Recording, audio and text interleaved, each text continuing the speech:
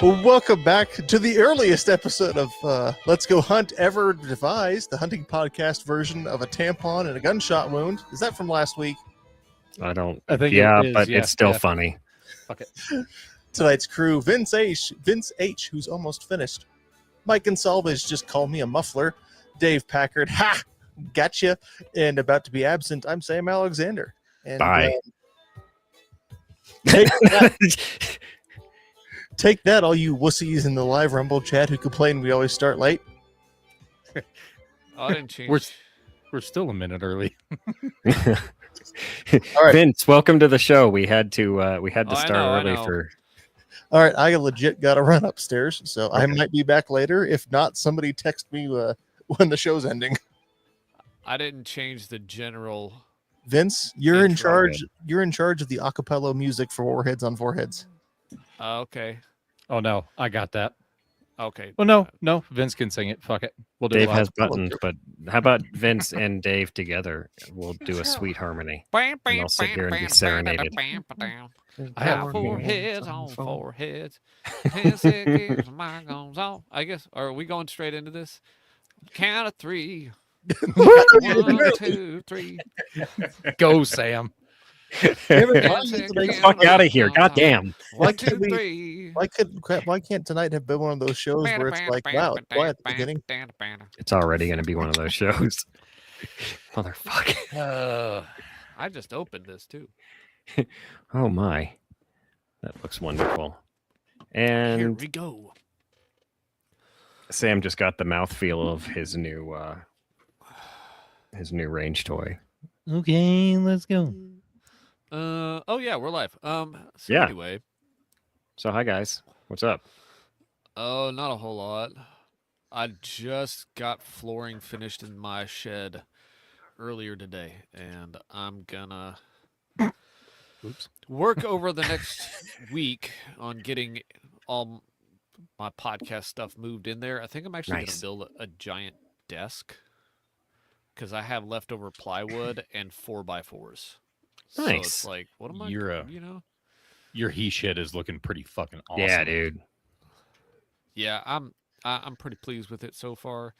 I'll be more. See, the problem is now that it's done, this actually opens a cascade of other things I have to do because that's going to clear out the safe room. That's going to clear things out of my laundry room. That's going to clear things off my front porch. Guess what happens once things are cleared off the front porch? I get to screen in the front porch because that's going to turn into an outdoor area for sitting area. I get to build shelves in the safe room because guess what? Now that's going to be a storage area for long-term food and water storage.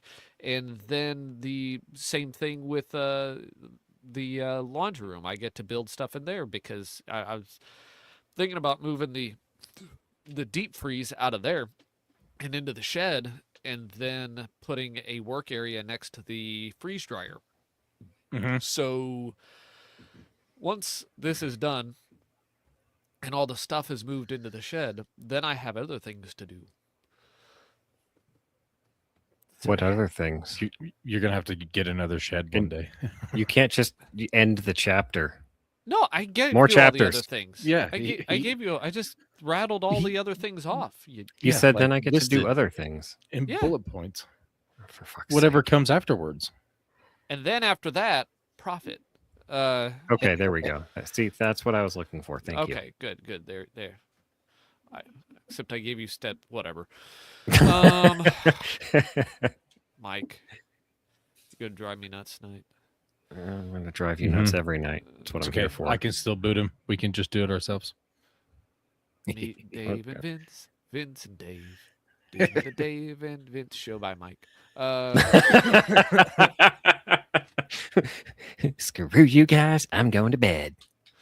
I bet you would. You're right. I absolutely would. Oh we're goddamn! gonna make Please you don't stay let up your now. internet go out. I don't want to do the show with Mike. Oh shit. Like, oh guys, storm's rolling through. Storm, I gotta get out of here. Anyway, Dave, what you been up to? Oh, about 6'2". Yeah. I didn't know they could stack shit that high. I don't know. There it is. Damn it, pal. No, just working, doing stuff, cleaning up a bunch of shit around my place, working on my new trailer, packing wheel bearings, all that happy hully-gully nonsense. Oh, all the kids did get a lesson in pulling trailers and backing trailers the other day. And funny enough, I have enough vehicles and trailers that they all had their own. Yeah, I saw the pictures of that. I was like, hey, I think that's a vehicle and a trailer. That's a different vehicle with a different trailer. Yep. Third vehicle, third trailer. Okay. Yeah. It was kind of funny because they all just kind of scaled down too. Like Nice. my pickup was with my big trailer, and then my Yukons with my medium trailer, and then my little Ford fucking Rangers with my little tilt top trailer. Well, to be And fair, an they went 8-year-old in could drive age that 2. Ford Ranger. Oh yeah, I mean, it's yeah. My not, kid, my youngest will be 9, and he was in the Ranger. Ironically enough, the best at backing up too. I mean, some people got it and some don't. Mm-hmm. It's I- the same. I think truly, if you can drive, like if you understand, if one can truly drive and they're not just sitting behind the wheel of a death machine going la la la la la, if you can feel the bumps, if you can feel your control arms doing weird control arm shit, if you're really in control of your vehicle, if you're one of those people, then trailers are not difficult for you. Because it's, especially if you can back up, if you're really, really good at backing up and using your mirrors, trailers are easy because you just drive through your mirrors and you just drive the trailer through your mirrors. You know what? One of the craziest tricks I learned is if you can see over the back of the trailer and you can just do, the whole turn and lean and look out. Oh, yeah, If yeah. you keep your left hand on the wheel and you're looking back and you turn and you're like, okay, I want to go left, and you move your arm left, it moves the trailer left. But in the direction, like you're looking at the trailer and you have two different lefts now. There's the way you're looking and then there's the way your arm's moving. If you move your arm left while you're looking back and you looking at the trailer's actually moving right in comparison to where you moved your arm. Mm-hmm. But the way when you're looking at it, it's moving left. So you've mirrored yourself. And now Okay. you're actually it's wrapping your mind around it the right way. I will give you Makes a little sense. hack. Everybody a little hack. Use your Yeah, ask mirrors Dave. when you're back in a trailer. Mhm. Put your hand on the bottom of the steering wheel, and whichever way you want the trailer to go, that's where you put your hand. But it's got to be on the bottom of the steering wheel. You want your trailer to go left, you push left. You want it to go right, push right. Oh, that's way easier to that describe. sounds great. That's perfect. I mean, I never learned like that. I learned that later on. I'm like, oh yeah, that's pretty fucking handy. I hope a someone's good hack. listening to this drunk and like mixes our 2 bits of advice. So okay, put my hand on the bottom of the trailer. But Look you got to be back. looking backwards, and I got to be going left, right. And I gotta put my hand on the bottom of the of the steering wheel, and yeah, But it's got to be your just, bull. Just jackknife the ever loving crap out of that trailer. I've got to figure out a way to teach my daughter how to use her mirrors, because I'm like, use your mirrors. And so she'll adjust mirrors or whatever. And then she'll just look out the side window and see that she is in fact backing up. She just has no fucking idea where. She just is aware that she is going backwards. And I'm like, use your fucking mirrors. Did She's she getting better though. did she try and pull the Beatus blindness? Like, I can't see. I'm Oh no, losing it. no. She's just like, oh dang. It's like, I'm like, you "Oh, haven't had it that long. You're not blind yet. No. But yeah, they all did good. Nothing was wrecked.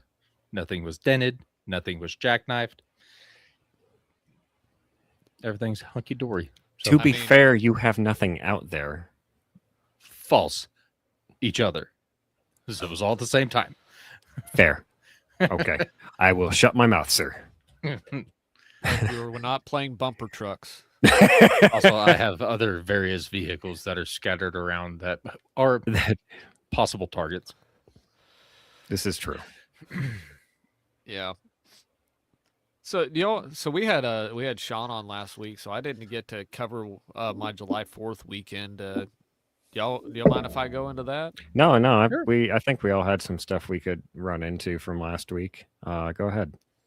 So my July 4th, so July 4th was Saturday, and we had the local 5K, and my son and I went and ran that, and that was at 7 in the morning. We went and did that. They had the pool open at the parks to let the runners go jump in afterwards, so we got to go run and jump in the pool after we got done running, which was nice because it was ridiculously hot out. Um, and then after that, we went and shot a steel challenge match. And I get there and we get there a little bit early, and I'm helping the guys set up because I know a couple of them, and I was like, yeah, we'll just help set up. There was a grand total of 7 shooters. It wasn't a big match or anything. So I was like, okay, well, we'll both do PCC and handgun. So my son, he shot my Smith & Wesson M&P 22 rifle and the Ruger Mark IV, and then I shot my Rhodesian high power and the high point. Nice. And Mhm.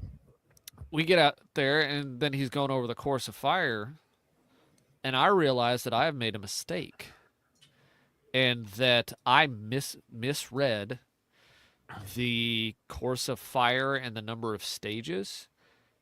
And I read it as we were going to do 5 stages, and then you take the score of the top 4, but we were doing 4 stages with 5 runs each. If you've done Steel Challenge, maybe this is standard. I had never done it before, so I had no idea. And I realized very quickly, like, I have not enough ammunition. I Oh. brought extra, but I brought extra for what I thought the course of fire was, and so I ended up having to borrow, and I felt like garbage having to borrow ammunition. But I know that no one was like really judged anybody for it. No one judges you for that. It's just like it's one of those things that happens sometimes. And the guys were more than willing to loan let me shoot some of their ammo. So one guy just like here's a box of Federal Auto Match, and the other guy's like, I got some 9mm reloads if you want to shoot those if you get low. I shot all of my ammo first, and then used like the borrowed stuff, and then I tucked a little cash into the guy's boxes when I handed it back to him without telling him, and it's like, here you go, thank you. They're like, "Full." Yeah, one of the other guys tried to give it back to me at church the next day. I was like, nope, I'm running away. You can't do it. And I guarantee you will not catch me like an Ethiopian. Yeah, so going back to the 5K, my son he ran second in his age group, which I thought was pretty good because we've been running together to get prepped for the run and gun. So he went out and ran a really solid 5K. I think 24.5 minutes on a 5K, and he was second in the age group. Got beat by a kid who runs all the time, so that's nothing to be ashamed of. I went out and ran I think I ran a 20 flat, which isn't my best time, but it was hot, and I'm only kind of I haven't been training for any kind of speed, so then we went from there, and we went out to the Steel Challenge match, and I'll say that neither of us like won anything. We were just really there because I wanted my son to see what a match looked like any kind of match, and to follow instructions, and then for me to see him follow the instructions specifically and intentionally from beginning to end. And that way I could see that, yeah, he's listening, he can listen, he knows all these things, and he can remember a course of fire and then do it under stress. But he got to the point where, at least with the PCC, with the 22 rifle, not with the handgun so much, but with the rifle, when he was missing, he was making up the shots fast. Like a couple of times, like he missed, and before like we even really registered that he missed, he had sent another round and it was a hit. So when he would get to that stop target, because Steel Challenge, it's 5 targets. You shoot these 4 targets, and then there's a stop target. So you're trying to go as fast as possible, and then you shoot the last target, and that's when the stage ends for you. And you can game it, kind of. There's probably a correct course of fire, like the fastest, depending on how they're set up. But so we got to walk through, like, if you shoot it in this direction, even though, the specific targets, like, they're further away over here or right in front of you, if you start and work left to right to get back to the stop target. Anyway, I'm just kind of rambling at this point, but we had a lot of fun, and I had a lot of fun shooting the mostly the high point. I had one jam finally, and I attribute that mostly to it being my reload, because and also it was a hollow point, and Dave told us directly that these don't like a lot of hollow point ammunition. So that I finally had one, and it was during a run on a stage, and which was disappointing. But I was like, you throw away one run anyway, so we just you throw that one away and go back for it next time. There was one. Nice.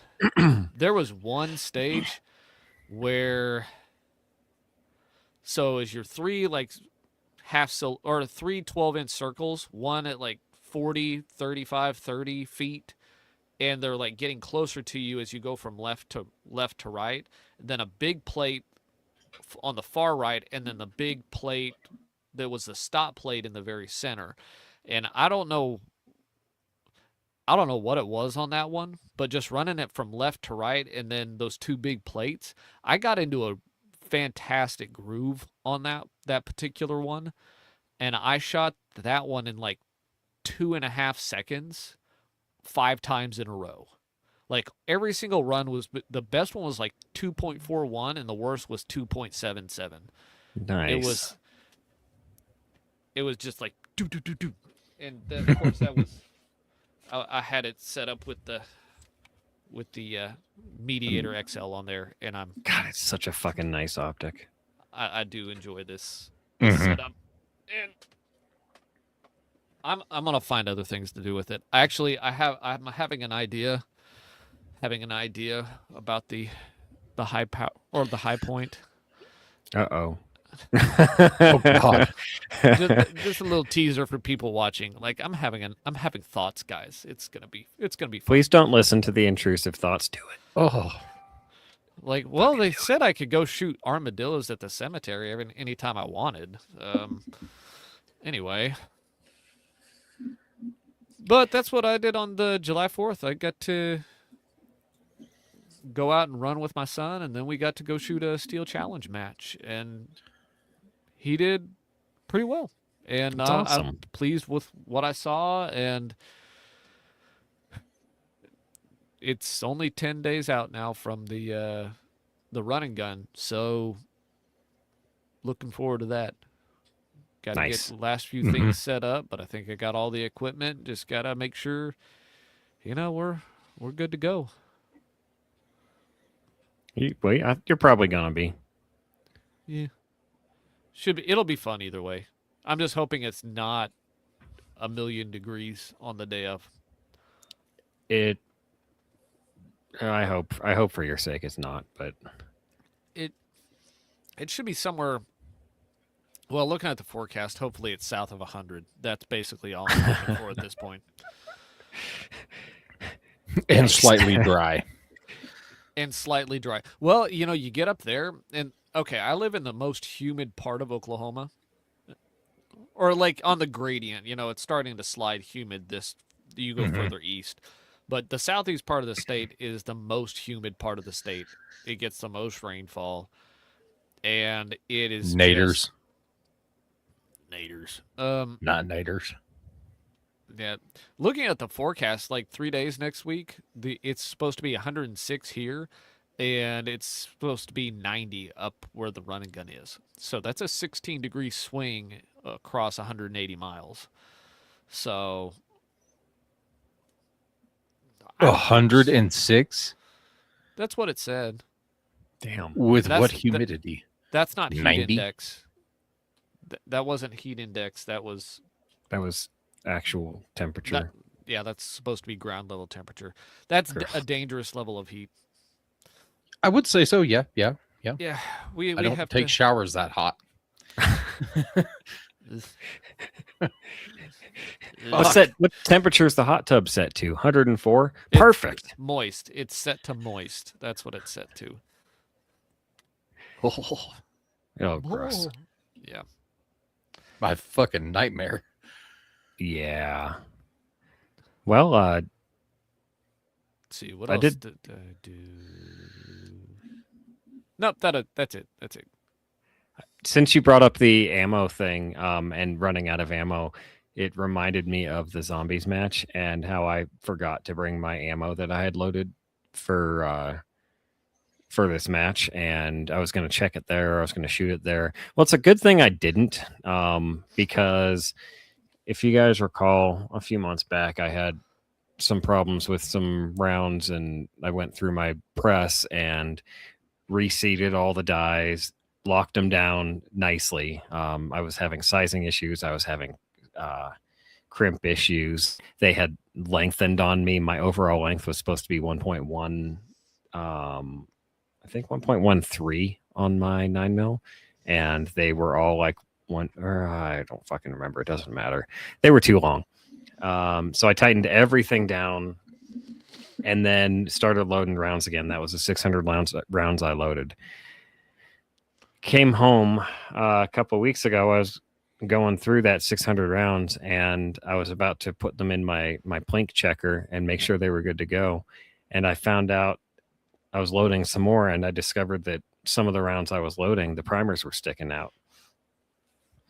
So I start investigating, and short story long, I discovered that every single one of those 600 rounds I had already loaded was suspect, and it's probably a goddamn good thing I didn't bring them to zombies. A good 50% of them had extended primers, and what had happened was the little bolt that holds the plate, there's a plate that the brass sits in as it rotates around from station to station to get loaded, and that there's a bolt that holds that plate down. And that bolt had backed off a couple of turns as well. So it was raised up a bit. And when you go to load the primer, the little primer doodad that pops up wasn't pushing them up far enough because the plate was too far away. So Do you run a 550? 650. 650. Yes. Okay. I was like, he's describing a Dylan. It is I a think. Dylan. It's like- either 650 or 750. They're same thing. I know there's slight differences, but you're describing like, yeah. So yeah, I'm at where you is. these are fun issues to run into reloading. But when you load thousands of rounds, things get loose. I'm really hoping the dice stay sealed this time, but we'll see. I know that plate's going to back off again, and I'm going to run into this problem later. But let me tell you, picking 600 rounds one by one and reseating every single primer, fuck that. It was almost as bad as having to chamfer and deburr 5.56 brass by the thousands, just sitting there with power drills going. Anyway, so it was a good thing that I didn't bring that ammo. I did do some shooting last week. Took the PCC to the range again. Did some more fast drills with it. My accuracy was much better than it was before, but my times were slower. I just couldn't get under 4.6 seconds. Like I was doing right around 4.1. 4.1 was my fastest the last time, and they were staying around 4.6 to 5 seconds this time. I just off day, I guess. Now that I'm getting comfortable with the Henry, I brought the Homesteader with me as well. The two of them, the PCC and the Homesteader, kind of go in the bag together now because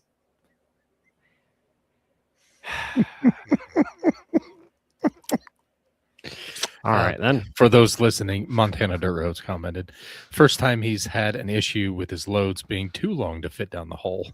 LOL. And it completely derailed me. Thanks for that. Excellent. The Henry's got part of what I'm doing, taking them both to the range at the same time. One, I want to keep testing the Henry, put 50 rounds through it at a time and run it like I do the PCC and see if it can keep up, see if it jams. So far, it has not. And that's encouraging. And so far, I really like shooting it, which is also encouraging.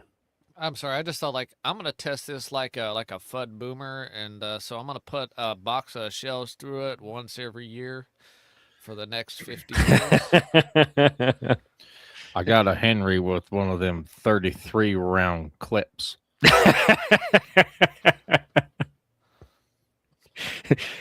I've already shot my Henry probably far more than any of them boomers ever will. I shit you not. I've heard this quote. I'm probably not smart enough to run nothing like that. Yeah. And that was legit. That pertained to everything semi-auto. And this probably came from a dude that runs all sorts of heavy equipment. Not all sorts. But some sorts of heavy equipment. Some sorts. If you can run heavy equipment, you can run a gun. Real big into lever guns. Oh, I mean, could be cool.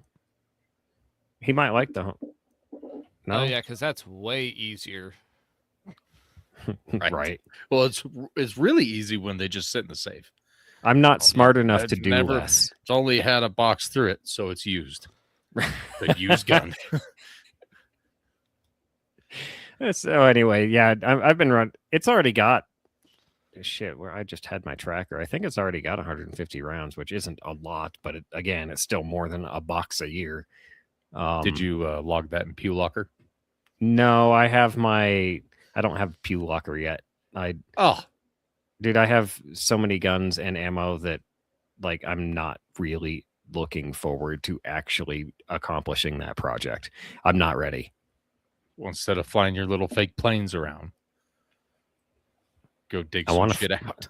I want to fly my airplane. I do kind of want to dig all my shit out and be like, all right, verify that I've got pictures of everything and serial numbers, and then do Pew Locker. Like, Pew Locker is a good idea. I've found 4 guns that I forgot that I had. Like, oh yeah. Shit.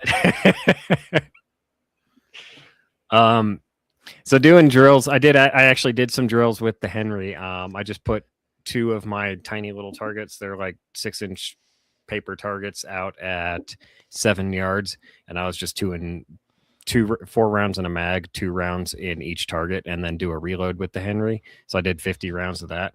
It turns out I have no idea how to run that gun. No idea where the safety is. No idea where the mag catch is. I mean, at least under pressure, I don't. You know, the bolt locks back, and I'm like, okay, wait, and then pull the mag out, new mag in. There's no bolt. God damn it. Go to rack the bolt. It's kind of like an AK, but different.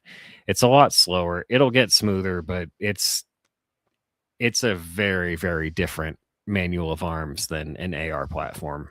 And it's fun learning it.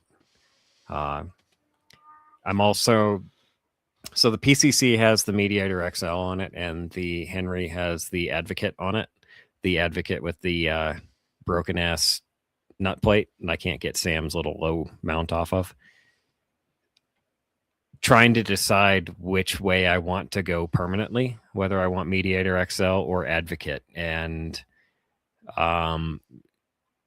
Vince, you're shooting both. What do you think? What are your thoughts on both? I don't have an Advocate.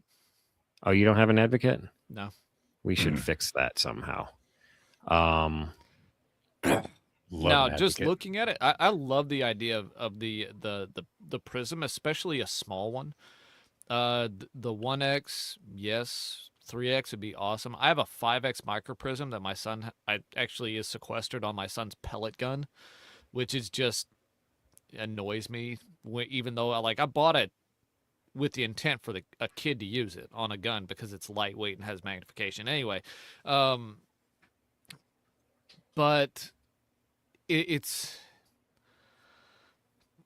trying to think. I want like the Mediator XL on. I want it on like a serious use like home defense gun. Like that's where I want the Mediator XL. I want something like a micro prism on like a carrying around gun. Something it's smaller. You don't have to worry about it, running out of battery. Whereas I'm not, if it's got a red dot that's, shake awake, then, and it's just sitting there, you don't have to worry about the battery as much. If you're, it's going with you all the time. I feel like having something that doesn't need the battery is useful. It is. But I do think there's a lot of overlap in those two. In like a small prism and something like the Mediator XL. I will say, while we're on the topic of Shake Awake, I've carried my Advocate around for like 7 months in my pickup. So it's moving twice a day and battery's still perfect. And Yeah. you leave your Advocate on. I'm taking it from that statement. Yes. Yeah, I've never fucked with it. I've turned the brightness down a little bit if I'm walking around at night. But all I can say is, so if you, I don't know how the Advocate does with a magnifier. If you're going to do like a magnifier plus red dot thing, the Mediator XL will obviously do that just fine. Yeah. Some prisms, you can do magnifier plus prism. I don't know if you can do that with the Gideon Advocate or not. But if you can't, if it doesn't work quite right, then Mediator XL, because honestly I think it comes down to vibe. Like what kind of vibe are you getting from it? There's just too much overlap with those two. Like unless you just really need that last little bit of field of view with the Mediator, or you just need that last little bit of confidence that you're always going to have some kind of aiming point with the Advocate. That, and right now my predicament is that my astigmatism in my right eye is getting worse and worse. And now, to be fair, most people, well, I won't say most people, but a lot of people's astigmatism that I've heard about, some people look at the taillights of cars on the road and they see like stars of America, the stars on the flag. Other people, they see Africa. Some people see like Antarctica. Some people see like straight lines one way and straight lines another way. Oh, nice. Like that's a fucking great one.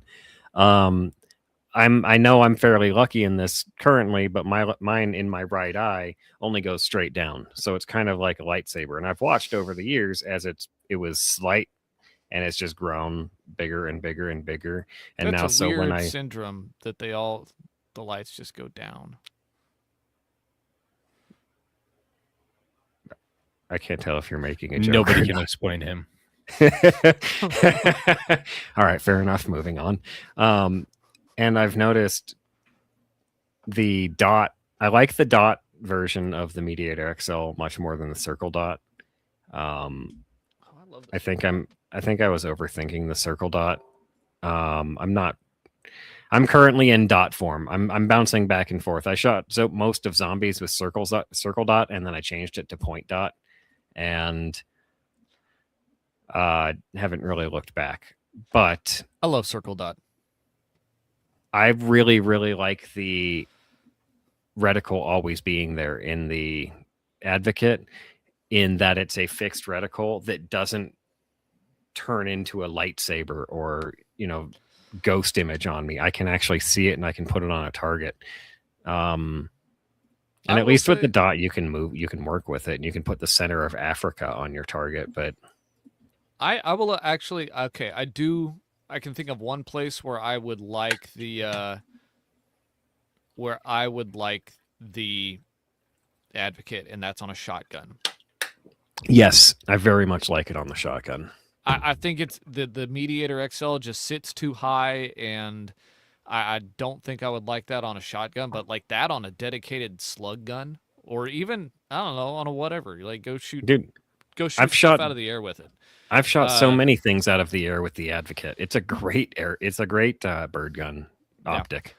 I think that's a couple places. Like I think This is shotgun Advocate. I love having the Mediator XL on my BRN 180. Mm-hmm. Yeah, I could see that. How do you have that? How do you have that Advocate mounted on your rifle there, Mike? I Same went smell. over that. That was one of the first things I said. I put the Advocate that stuck to your low mount on my Nice. It's a nice T2 Henry mount. Homesteader. I'm pretty sure I have a low mount I bought to replace it with. If I At this ever, point, it's a running joke. I don't want it back. It's too funny. It's too To me, sticky. I don't anyway. want it back. That too. We'll see how long I'm actually here for. My younger boy does not want to go sleep right now. He closed his eyes finally, so we'll see what happens. no, it's good. You have Oh, to yeah. shake them hard enough. He's a little big for that these days. He just likes it now. Yeah, Speaking of well, big, I Actually- figured, the perfect way to describe him is he's a stump. He's just a stump, man. You know, your boys, they get to a certain age and size where they do kind of like to be shaken a little bit. It's fun Mhm. for them. I like to Um, be shaken now. While we're on the topic of That's a lot. the Advocate, I Advocate. Yeah, I saw will you ring- picked yours up, and I know you have. I want to hear your thoughts too. It will ring steel at 500 out of a 10 Nice. mil. At 500, goddamn. Mm-hmm. So they put the dimensions of the reticle up on the website, which I thought was fucking fantastic. Ugh. So the center triangle is 12 MOA tall, so you can actually Mm-hmm. kind of factor some stuff with that. That and the Mediator XL, I haven't looked through it, but I can tell how much bigger it is than an Advocate, and yeah, you do see a lot more. That said, Advocate's great, especially for the price. So, I mean, yeah, there is 250 price bucks, there. The And- Mediator XL, what's that? 400? Yeah. 380 right now. Yeah. 379. They 99. got that's right. 379 with our coupon code of moist puts it around. Moist. It'd take $34 off of that. Puts it around math. You heard it here, guys. It's going to take 35% off. If they were in stock. Bob, get on it. 69% off. That's really cool that they have the dimensions on the site, so and that the dimensions are actually intentional dimensions, which so many companies would not do. They'd just be like, "Look But- at this reticle we made." Okay, but is it really intentional dimensions? Because, or is it one of those things? I'm sure we've all done it where you reach the end of a project, you're like, "Damn, that lined up perfectly." No, I didn't do it on purpose. 12 MOA. Wow. Look, Fine. I don't care if they made it on purpose or not. It just giving you the dimensions is important. Mm-hmm. Like, I don't care if you decide. I mean, you have to decide how big it is at some point, and then ascribe a value to it. Just tell us what it is. Yep. I don't care if you're saying it's intentional, then I want to know like why it's intentionally that way. If you just made it at a certain size because you liked because it looked cool, and then you found out how big it was, like great. Tell us what it is. That's all I want to know. I like on this. We're looking at the Advocate Microprism reticle, and that so you have the center aiming point is a triangle. It's a solid triangle, and the very tip of the top of the triangle is actually your center aiming point. Yes. It's not the center of the triangle; it's the tip. Just the It's tip. Just the tip. Just the tip. And they go as far to label all these dimensions, and you could look it up on the Gideon's website yourself. But inner circle diameter is 97 MOA, outer circle diameter is 105 MOA. So cut that in half. That's a lot. From the point of aim center point all the way down to the bottom end of the reticle is 52-ish MOA, I mean, which that's is a about whole- it's not quite where 500 is out of a 17.5-inch 10 millimeter, but it's 52 close.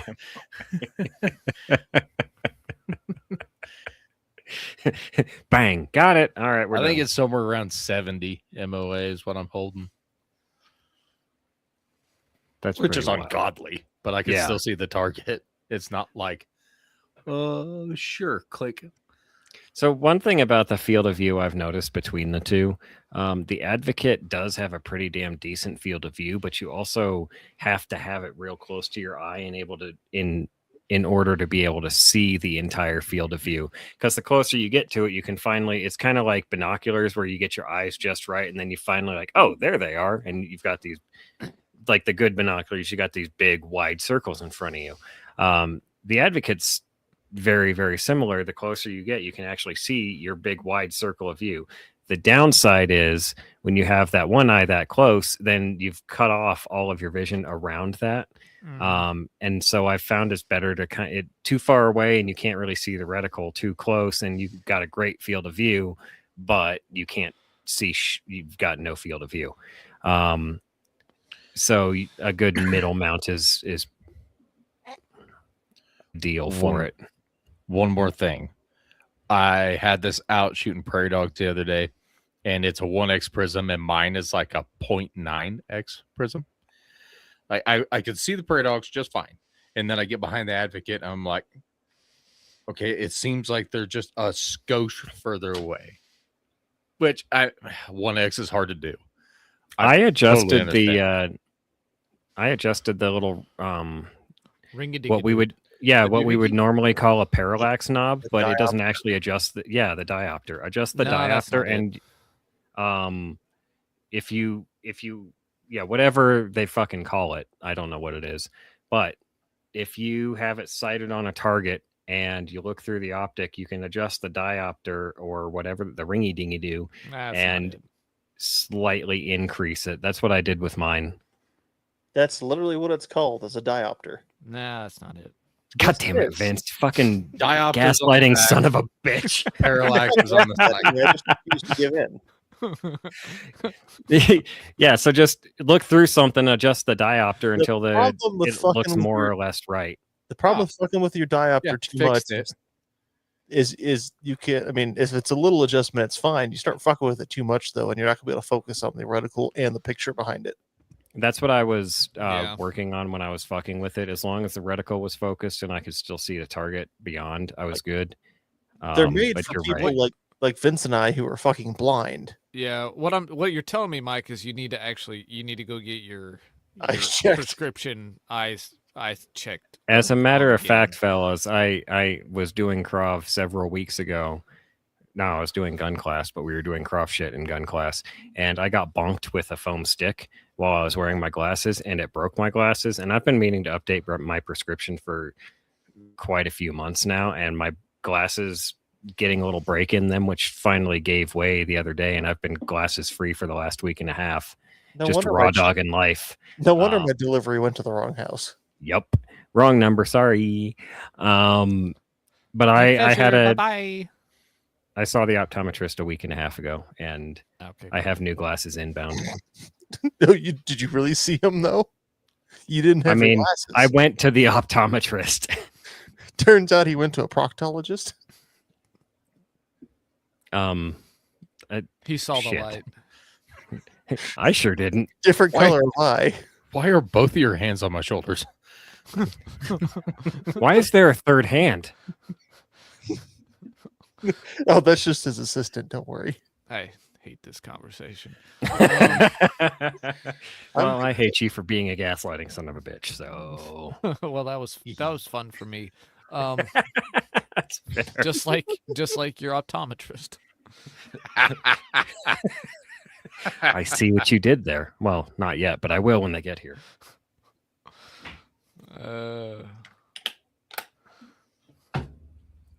So, Sam, what'd you do before you have to run away again? What you got going on lately? Me? Yeah, you. I mean, I bought a gun, but I don't want to talk about that right now. I did take. I have got to fix all of my fuck ups with fishing, and we're gonna do it because I We need- took my. I needed to go. Well, two things happened. My wife had to go back in the hospital. No big deal. No emergency or anything like that. But in keeping the kids distracted, I thought, okay, we're gonna go on like a day hike. And then I left the house not without any shit to go on a day hike. There's two things I'm gonna work on. One, I need like a dad grab and go bag that just has shit that if we're gonna go on a day hike, and I might stick. I bought my oldest boy a new fishing pole because he just totally just fucked his up somehow. Like boys and fishing poles, man. Just look, here comes the line. Let me wrap the line over everything I can find. And you finally spend an hour getting it untangled, and you give it back to him, and I you ain't got go time to for that. fish. You literally pick your own rod up, and he goes, "Daddy!" You turn around, and it's a fucking net again. So I got him just a new little cheapo pole, but not one of the kids' ones. It's like the little like travel pole. I might stick that in that bag, so I've always got something to go fishing with. So I need to build that bag out, and then I need to fix myself when it comes to fishing. Because 90% sure my problem is most of my problem is just not fishing where there's freaking fish. But the other part of my problem is I am probably just totally misremembering or remembering in a very simplistic version of what my dad would set up for like a jig for fishing with, or however he jigs it or rigs it. I need to stop and actually do some research and start doing it right instead of just going like, well, this is what I remember, because clearly I remember fucking wrong. Research. Though we did is get this? one bite. We got one tiny little bite in the local pond. That was it. That's better than nothing. Dude, I Did you know I caught a threw out pike the. out of. Go ahead. Go ahead. I caught a pike out of Palmer Lake. No shit. Shut up, Dave. Yeah. I've caught It was bluegill this out of big. there. It's big. 6 inches long. So now I'm just gonna fix my shit there. That's all I had going on. It's We been need to go throw some crawfish nets in Palmer Lake. I actually meant to this past week, but then some other things came up, so my plans kind of went a little awry. Speaking of which, the last time I took the child camping, I haven't seen my crawfish net. Oh, I know where one of them is, but the one I took camping a couple weeks ago, I on the haven't. lake. I know where that one is. Hold on to the rope, honey. Well, Yeah. shit. Do we have that on the? We should probably put that on the Instagram. Anyway, No, it's not on video. I don't think it's just the story is. exists. it's on video. No. What? Yeah, it's on Oh. video. Have you not seen this video? You didn't share that with us. Oh, it's Oh, Well, yeah. you've heard the story, right, Vince? Of the poor holding of the line and the yeeting and the yes. Eat that There it went. Well, I tried to fish that thing out like the following. I think it was a couple days later with a snagging hook. I couldn't find it. I might take her. You're gonna get And arrested put for her- illegal means of take. Shut up. I might actually take her, put the boat on the Prado, and take her up there and paddle over there and see if I can find it with a snagging hook or something. You're And going to get two- arrested for illegal means of take. I hope so. It's funny because it's Mike this time. Hey, it's always funny when it's not yourself. True. Like that's the best part of having friends is so you can make fun of each other for the dumb shit you get arrested for. Well. You You're know, gonna be at goals, right? Yeah. Cool. I hate that you asked that after I said that, but yeah. I might be at goals. Well, the goals is to be there. Still has not emailed me back. It's like, dude. Anyway, I bought a tent. Nice. Tell me Yes, about the it's tent. Small. It's about 6 inches by 4 inches. It's for little people. Very small we- people. You gonna play with the what you got there? Mitch. No. Oh yeah, you should Oh, probably. oh. Well, he came back in the middle, so he. Mike, Oh, do the it's tuba Bruce. part. What you got there, bud? Oh, that looks nice. Oh, oh yeah. Oh, what you That- got there, I've bud? never seen a Oh. man fishing for turkeys before. Then whatever Vince says in this voice. Yeah, show me yours. I'll show you mine if I show you yours. Don't forget to bring a towel. All right, perfect. Oh,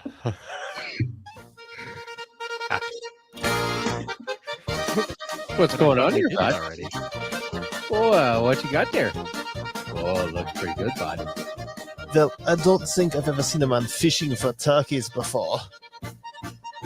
If you show me, I'll show you. What do you say? Don't forget to bring a towel. Dave, you should have Oh. done the tuba part for us. Yes. Boom, boom, boom, boom, boom, boom, boom. Oh, So I used to play tuba. practice it.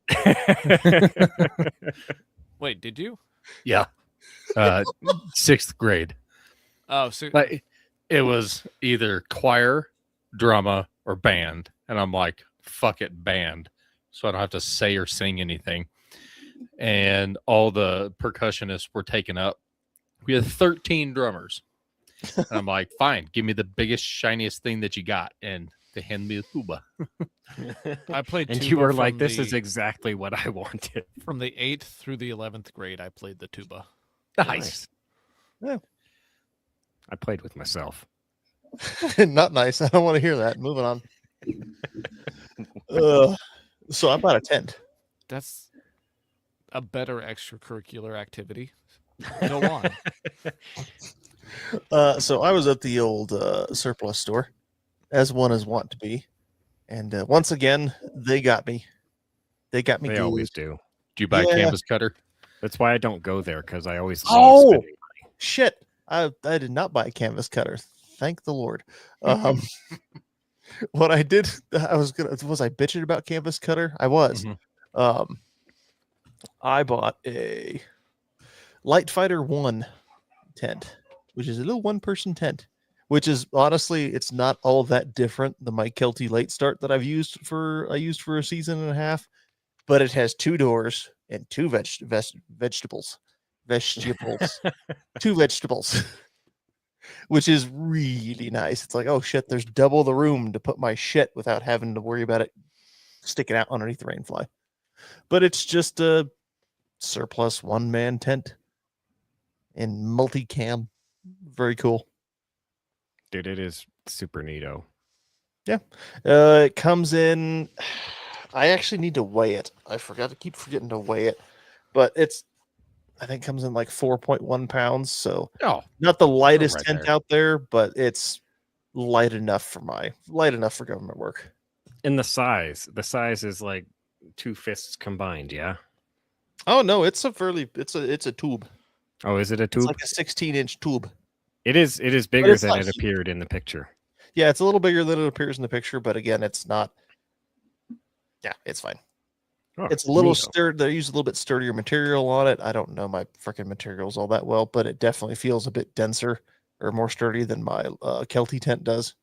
So it is a bit bigger when you pack it all down and roll it up and shove it in the tube like a hot dog. nice. I love your innuendo. Does it come in Rhodesian brushstroke? No, I'm sorry. Boo. Pass. Hard pass. Vince's next ground blind will be Rhodesian brushstroke. Unfortunately, when I Google, oh shit, oh look what I found. Oh yeah, hang on. Vince is fucking set. You're kidding. There you go. Dragoon Unlimited Ridgeback 1-person tent. Oh shit. For those listening, Vince has the same eyes as a kid on Christmas morning.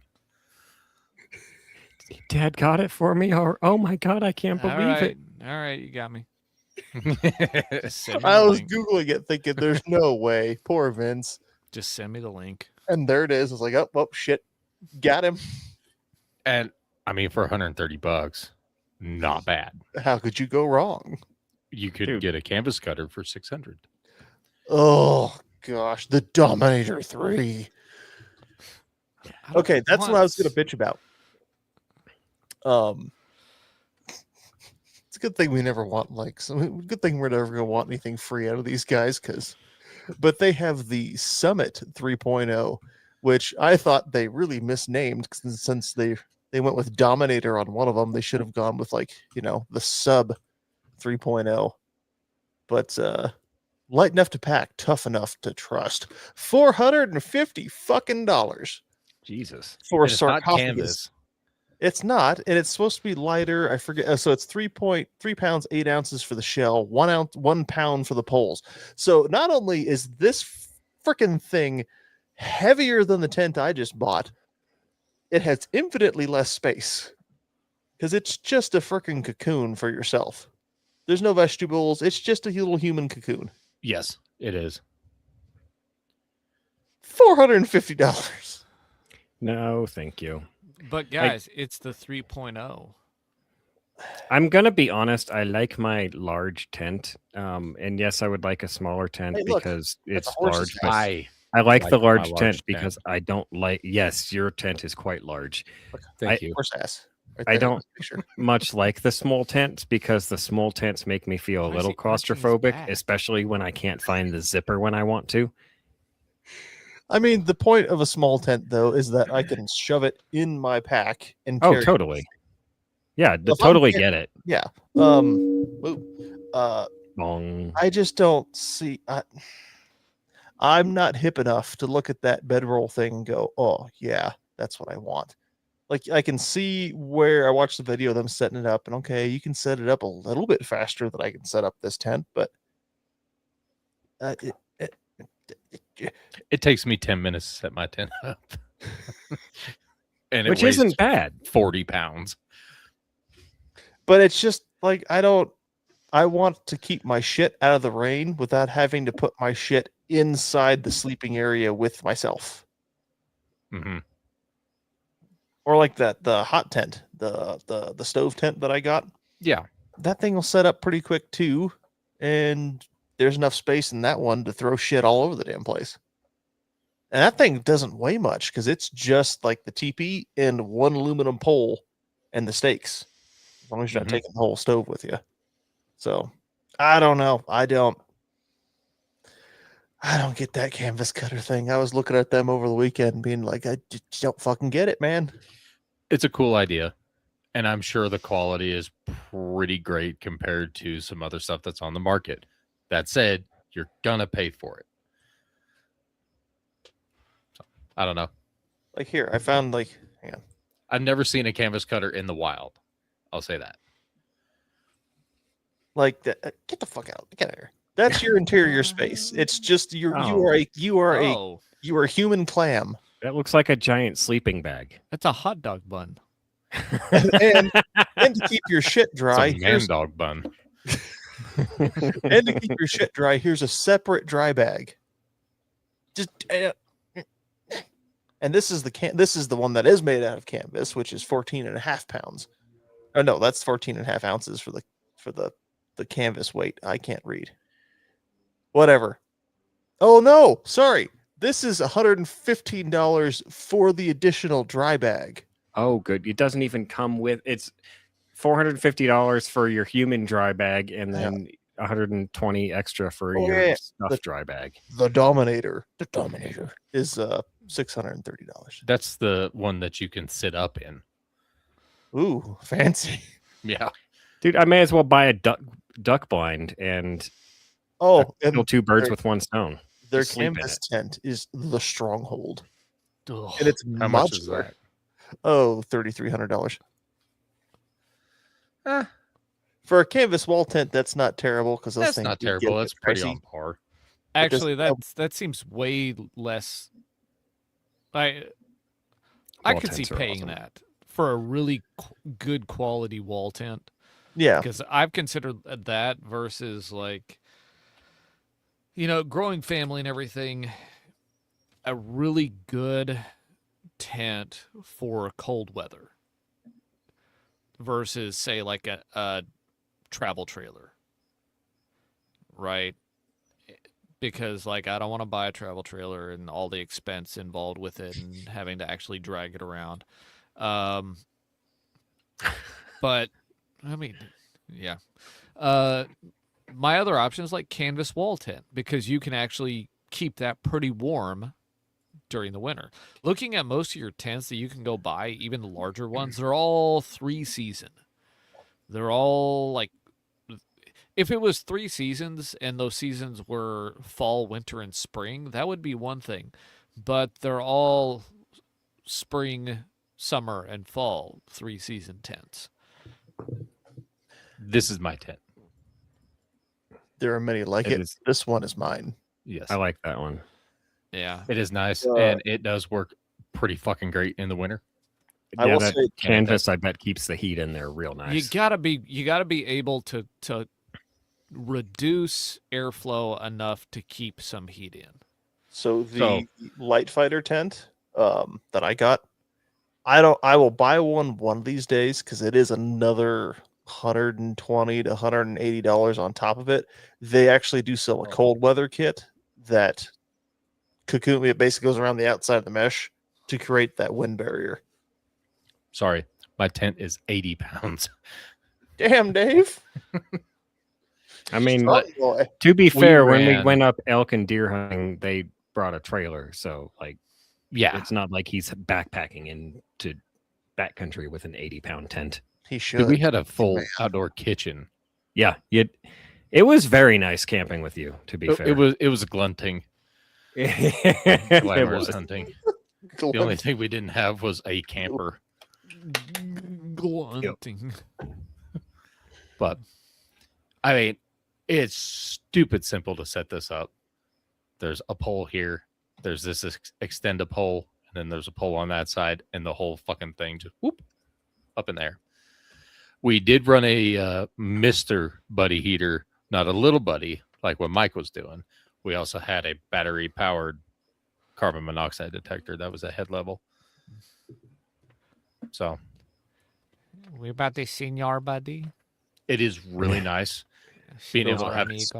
Seen you We had 2 cots on either side, and then we had a table in the middle so we could like set shit on and everything. We had all of our guns in there. Well, we had guns in the pickup, but like just being able to stand up, get dressed, everything like that inside the tent is pretty great.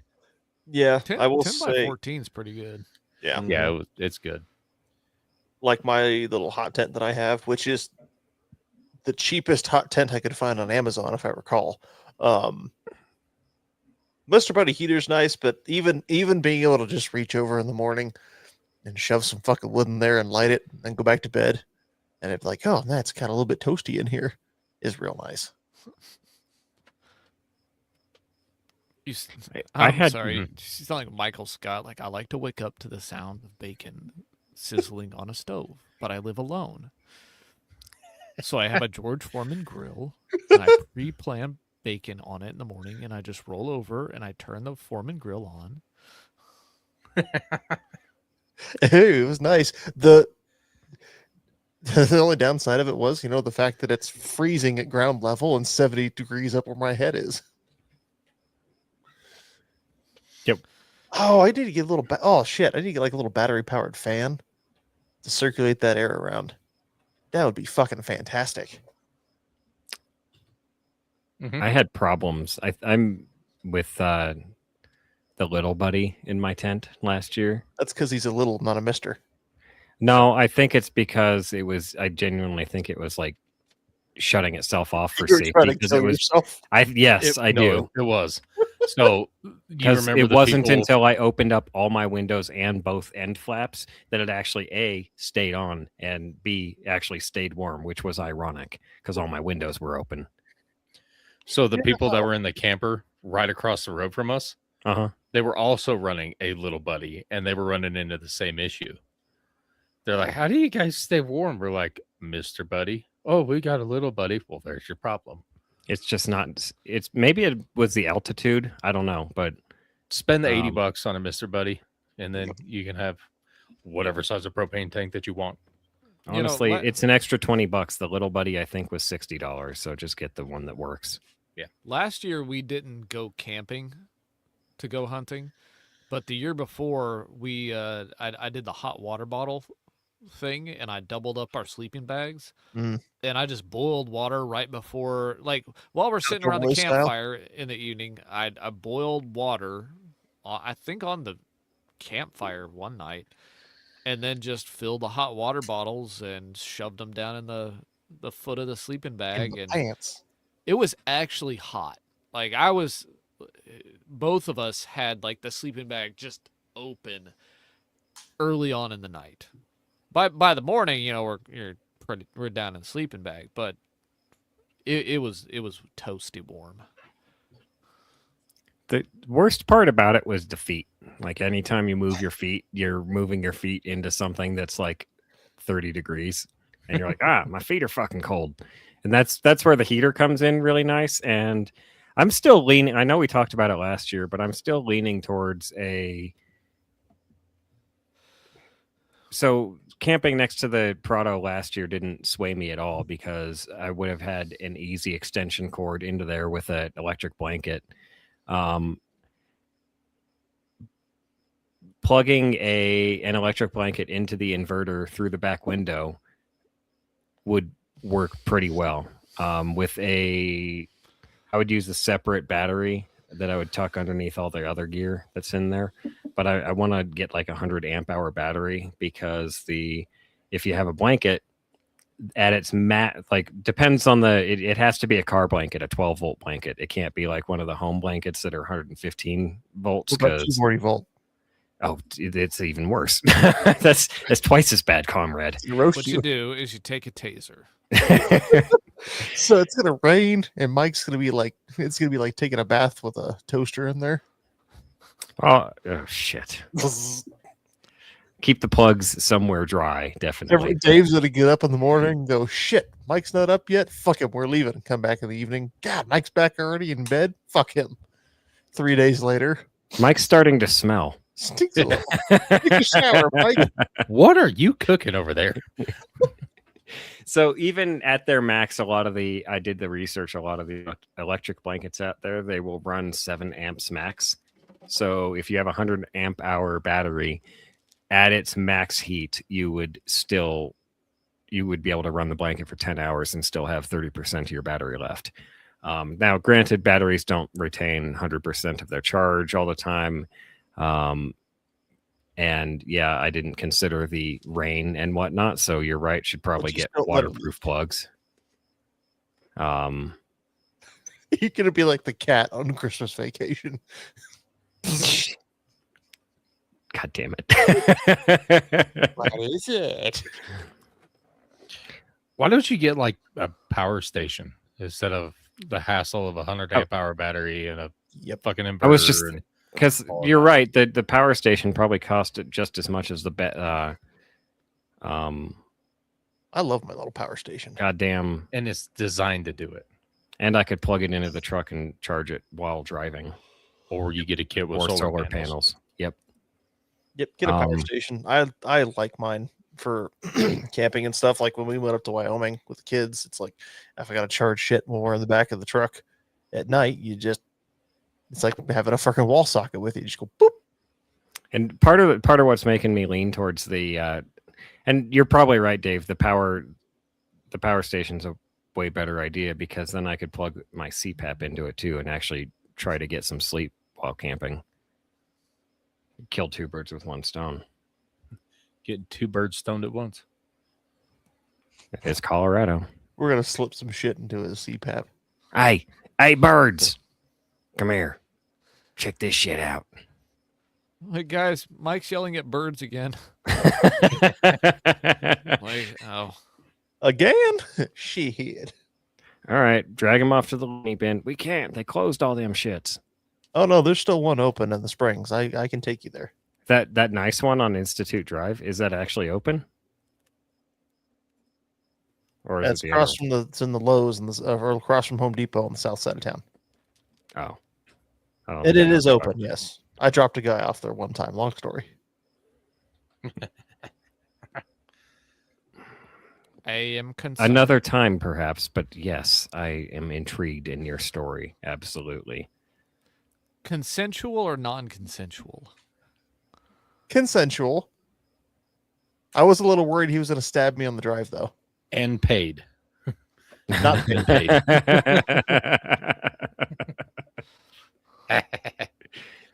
Got it. The Jackery is on sale right now, Mike, for their 1000 V2 with solar panels. They're $600. Damn. You can also look at the Harbor Freight ones. I've actually Yeah. heard decent things about those. Hey, you could buy a whole Dominator 3.0 for that amount of money. And then, You wouldn't even need one. yeah, maybe you get space in there for your power bank and everything else. And if you don't, you get the bag to put the power bank in. Yes. The cord's extra. And it comes in its own bag. A bag for the cord. All right. Well, Dave, what you got there? Oh, so what I got here, bud, Yeah, what do you got is there, bud? Wanted to give not you a look. a tangible thing, but Underpants? a story. And Yeah, this is come- not Come on, honey. Show me the intangibles. This is God damn it! Shut the fuck up, Vince. not our foreheads on foreheads. And I don't hear you. You're muted. How did I mute? Ah, you What took is- too long. You lost me. Give me just a second. Oh, can you hear me now? Almost. I mean, we could hear you the whole time. Yeah. We just can't So- hear what you're stepping in. Do do Oh. do do do do There we go. Everybody, a lot of people have seen this by now, but I thought we'd go through it. Man gets yeeted in Yellowstone.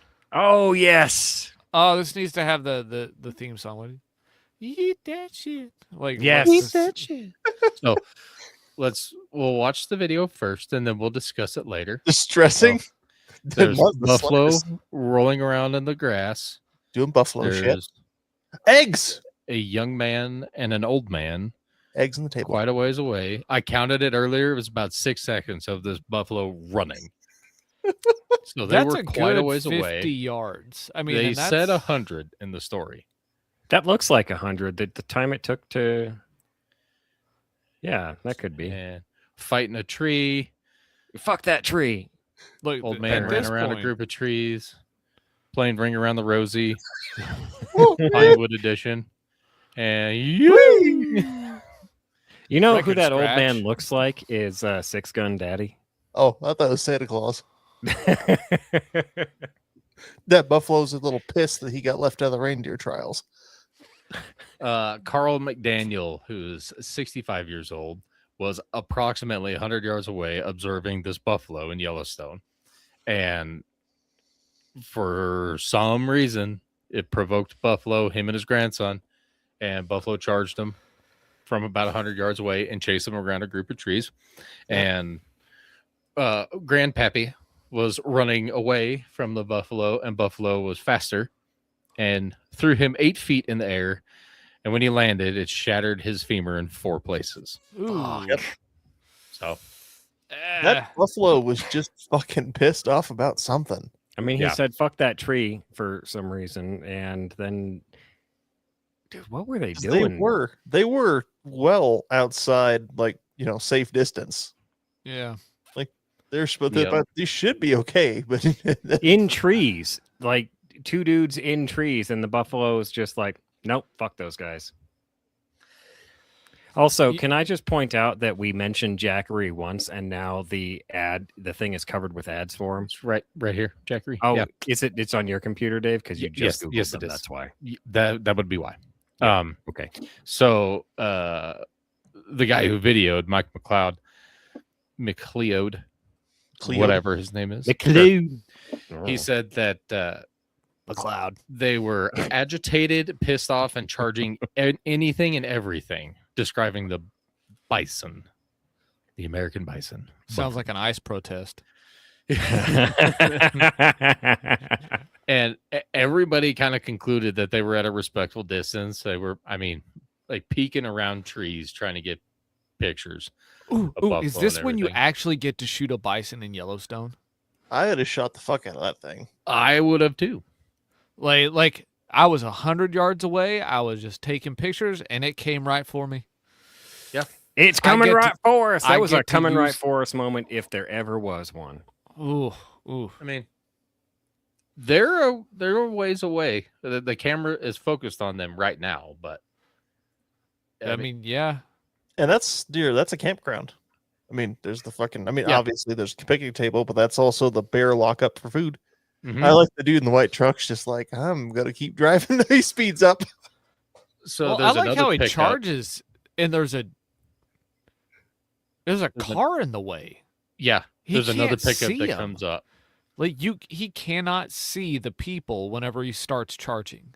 Mm-mm. You suppose he? Nah, he wouldn't charge the truck because he didn't Fucking like up that deer tree, backed though. off again. Dude, he shouldn't have moved. The thing was pissed off at the tree, and then he moved, and he was Oh, like, no. a moving It was target. It was pissed off at him. Yeah, Yeah. I don't know, it was I'm not dumb. gonna hold still on that one. This is a time when like the guy driving by is like an ex rodeo clown. Like my time has come. He's all waiting I his was whole life for this moment. all I was saying is he had his chance to escape, and he was like standing behind the trees, like peeking out from behind him, going shit, shit, shit, and then he ran back around the trees after having played Ring Around the Rosie with this goddamn thing already. Like, make your exit straight away while it's distracted by this tree it's messing up. This Yeah, is why everybody that's- in Yellowstone should be heavily armed. Yeah, agreed. That's I don't want to Monday morning quarterback too much. Though I do want to say I bet this guy is glad that it was him and not his grandson. Oh, that's Yeah. exactly what he said. And the buffalo didn't touch his grandson. So, Good. yeah, that's good stuff. It did get me thinking today, how close have you come to a wild animal, like not at a petting zoo or anything like that, that is alive, living, not petting dead deer, but like how close have you come? 'Cause I know how close that I've gotten. I mean, and it are we was talking stupid. like animals that can fuck you up, or just like, oh, there's a deer? Deer and larger? So not like kicking a raccoon that was in your trash Oh shit! or yeeting a possum. 2 Wow. years ago, a deer ran by my son and I in the woods. I took a shot at it at 5 feet from me, so probably 2 or 3 feet from the muzzle. Missed. But that's what comes to mind. It ran by really close. I was on we have a little path that runs behind our yard because our yard backs up to the park.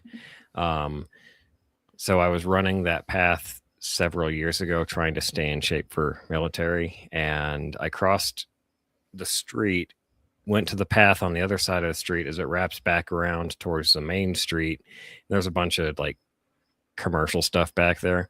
As I was on the path, a buck deer walked out into the path, stood in the path sideways, and looked at me.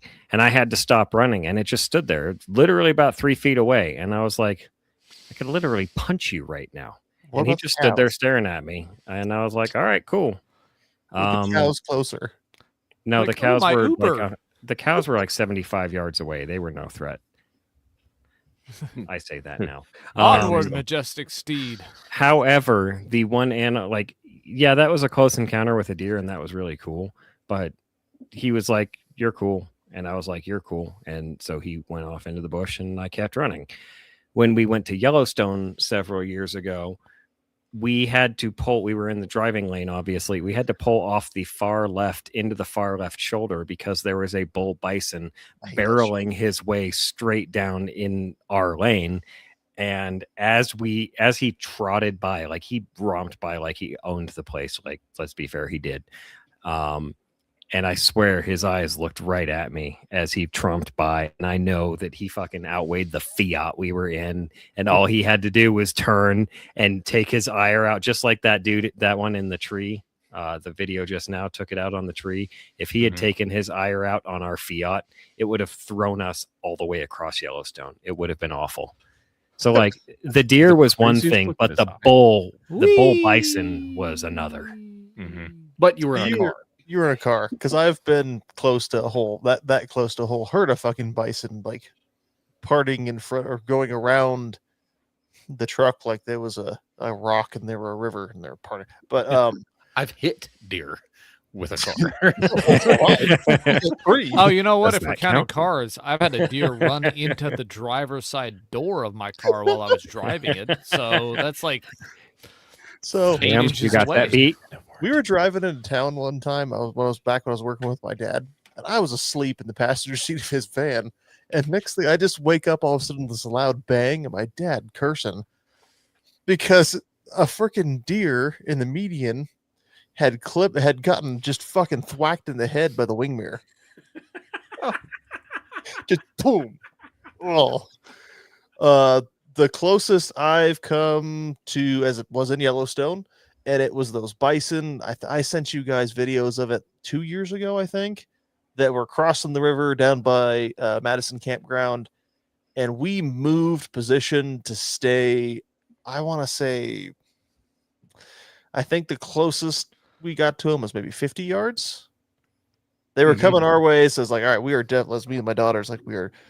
They were 100 yards away, and then they're wandering a bit closer. So it's like, all right, we are going to get up and move up the hill to get a little bit more distance, just in case this kind of shit happened. Yep. And I think the closest was about 50 yards or something like that. Yeah. I mean, I've walked out of customers' houses. I sent you a picture of this one like 2 or 3 years ago. I dig it up again. One of the biggest freaking mule deer I've ever seen is just lounging in their driveway. Fucking city freaking- bucks. Yeah, just freaking 10 feet over there. Could have stabbed it with a spear. Mm-hmm. But no, you he's know, just- you have a this- spear I can borrow? I do actually. But Do you know I how to just chuck it? recalled this. This may be a gray area, but last season, like okay, the deer couldn't move, but it was still alive, and it wasn't gonna die quickly, so I had to grab it and stab it in the neck. Oh yeah, shit. So that's very close, and that's a very alive animal. Yeah. Went full sling blade on him. Sorry, buddy. So They want I was me in this 15. way. also I was retarded. Was? Well, I 15, mean, Go quite on. retarded. We were at a conference in Estes Park, and I'm like, oh, fucking elk all the way around our little cabin that we were at. I'm like, I bet I could feed one. And so my little stupid ass grabs a handful of fucking grass and was like, And there's a spiked bull elk on the other side of this very small bush that I could see over. It could see over. It's just down there eating. And I've got like grass almost touching its face. And then just something was like, probably shouldn't get any closer because those antlers aren't going to care about this little fucking bush. And I'm staring down the barrel of him because he's eating on one side. I'm trying to feed him on that same side. I'm like, yeah. So 2 feet. Damn. And I backed out. Like probably not a great plan. It's not going to work out for old Davy. So at least it wasn't a handful of chips.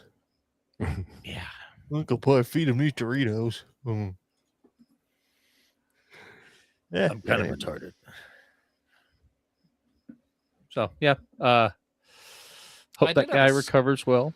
I did have a skunk walk right between my legs while hunting one time. I feel like that's kind of like a special case, and that counts. Yeah. I did that to a baby rattler. I did that to a baby rattler or a grown rattler, and then raked it inside my house. Oh, Jesus. No, it's While the one. going, It's the one in the attic that still bothers me. Oh, that was just a bull snake. I don't give a fuck. Legend of bull sting. Mhm. Sam's Indiana Jones. He don't like them snakes. I do not like them fucking snakes at all. My buddy had a coyote pounce on him. So they were calling coyotes, daytime calling coyotes, right after a snow. And they would take white bed sheets and cover themselves. They were laying out prone, calling coyotes, everything. They're just sitting there and they're waiting and they're waiting and they're waiting. And then he feels this fucking pain in his back and a fucking coyote pounced right the fuck on him. And he's like, oh God. Are they allowed to cut eye holes in those bed sheets, or is that racist? Can't see shit out of this thing. Both the coyote and him were equally surprised by that one. Oh, Can you boys, see? Look at what I got here. Not too good. Oh, Hey, where the white rabbits at? Oh, speaking of coyotes, I finally shot one on camera with my night vision scope. I just haven't fucking downloaded it yet. get to it, Dave. I know. Oh, dude, No. put that on the 10 mil. You thought about Maybe. it. I really miss the Guardian LPVO, that favorite optic ever. I really miss that thing, and I love this night vision, but it kind of neuters my main coyote gun right now. Hmm. I mean, I could use it during the daytime, but it is 14 fucking pounds now. Samo, while you were away, I teased maybe putting my thermal on the high point. That would be like me getting one of those. Oh, You don't understand. Oh, Dave. I could buy 14 high points oh, I know. I mean, for if I how could- much that thermal cost. So I was about to say I could throw my laser illuminator. If I had a carbine, I could throw my laser illuminator on it and then do night shit with it. But that reminded me of Forgotten Weapons did that a couple years ago at Moons Out and Goons Out, but he was running some goofy ass ammo that was just giving him all kinds of fucking problems in the high point, which was a shame. Points. No, it was like I think it was supposed to be subsonic. Something about it. Oh. I was talking with Dave from High Point about it a little bit, about something with the ammo choice was just not jiving with the gun. But how much one of those carbines cost again? Like $330 or something. 340. Okay, I could buy about 18 of them if I sold my knots. High point carbine? Hey, we're getting close to outfitting a 1095. platoon here. Well, it's like That's that video 18. that I did for AK Radio where it's like I can't do Mike's fast drill because I forgot all my mags, but I could do the first 2 rounds at the high point and drop it and then draw the next one. Oh, Sportsman's Warehouse has them for $285 right now. Oh shit! You Damn. can get over 20 of them now. 16. 10 mil 225, carbine. 285. 285. Okay. Yeah. Oh yeah, I can get 21 of them. We're good to go. Just walk into Sportsman's one day. Yeah, I got a transfer for you. Oh no, fuck Sportsman's because they add an extra day on the transfer here. Walk into a gun shop. Yeah, I get some. You get some transfers for me. It's 20 high points. Sir, we're gonna call the police. Well, I need you to sign this form. I ain't signing shit. You sign this dirt. And they're all the 10 mil carbine with the American flag print. Damn, Sportsman's has them cheaper than Buds. That's impressive. It is. Oh, they don't have the 10 mil carbine with the American flag print. Okay, the M81. That's close enough. Oh, I don't want to go too into it. Speaking of what you got there, still. Oh, I got new gun. The underfolder. I got me a new AK. What is I already that? blathered about it enough on AK radio, but it's a Zastava M70 AB2. It's underfolding Yugo pattern AK. You need to kill an elk with that just to light the world on fire. You know what? Instagram would love and hate you at the same time. It's a lot like we were talking about with Kleckner in terms of what's your maximum shot you're going to take on an animal. Mm-hmm. If I can crawl within 100, 200 yards of an elk, it's not a problem at all. Yeah. The rounds might probably still have enough energy for a good shot placement's good. If not, lots more. Yeah. I mean, keep firing until the animal's down. That's what he said. That's what everyone we've talked to says who kills elk says. Keep shooting till the animal's on the ground. Mhm. So You we're just just going to have a shoot lot 3 more times and call it a day. You just have a lot more opportunity. Well, they're still going to limit me to a 5-round mag. Oh, really? Up here, yeah.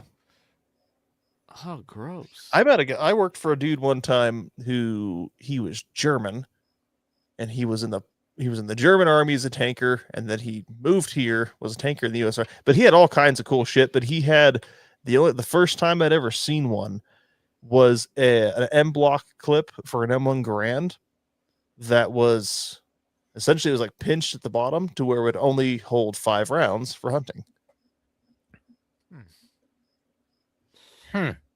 Yep. Hmm. It's pretty gay. It's very gay because it means that yeah. Anyway, Means I had to run back to the truck for more. I like I like yes, I like AK. Well, Smells like gasoline. I'm not going to get too into this, but so for this upcoming running gun, I took my previous battle belt that was a Blue Alpha.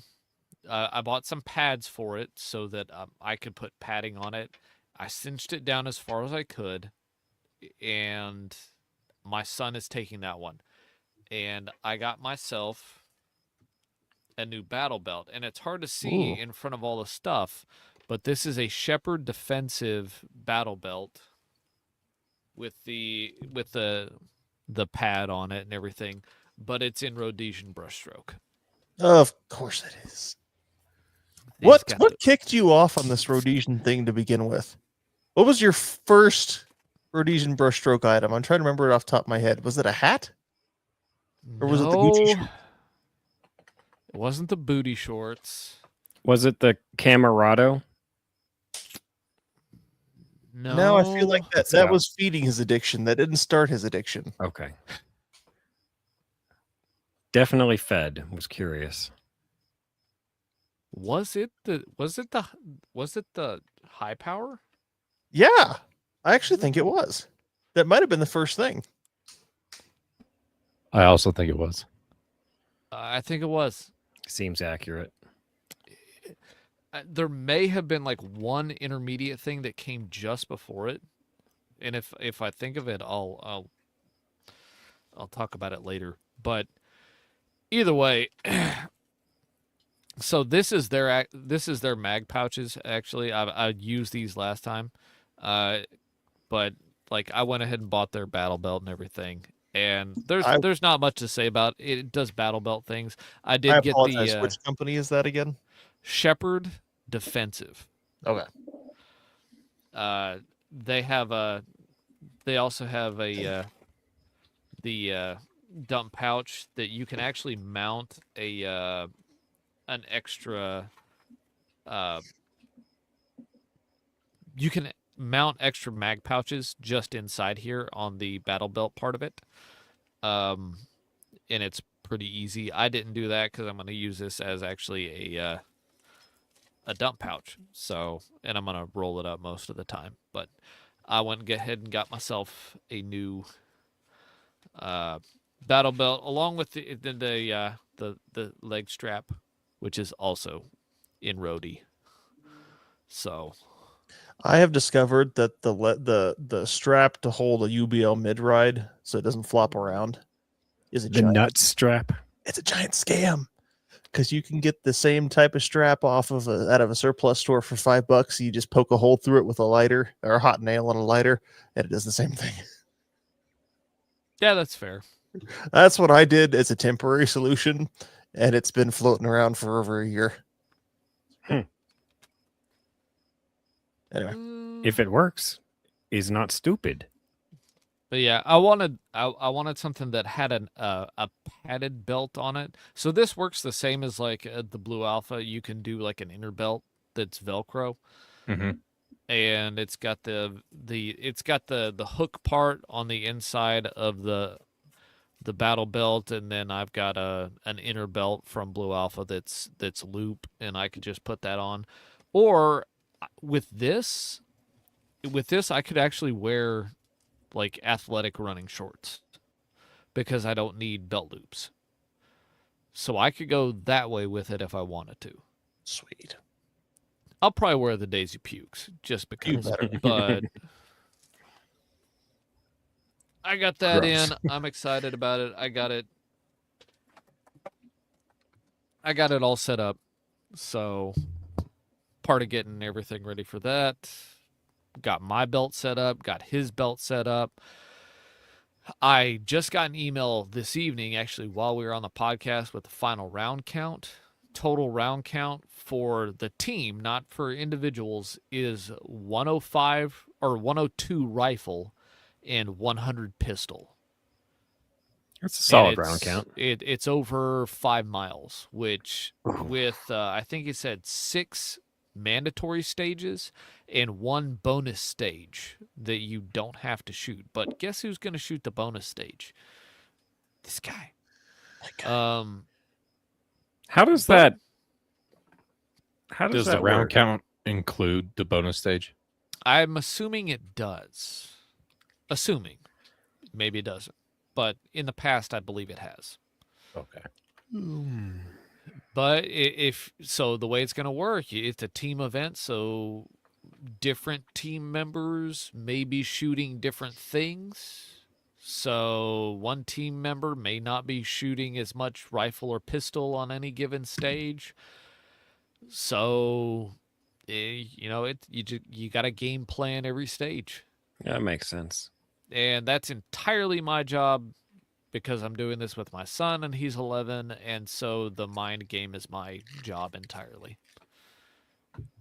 He's Totally gonna, valid. he's gonna outshoot you. Not Probably happening. not, but that'd be funny as hell.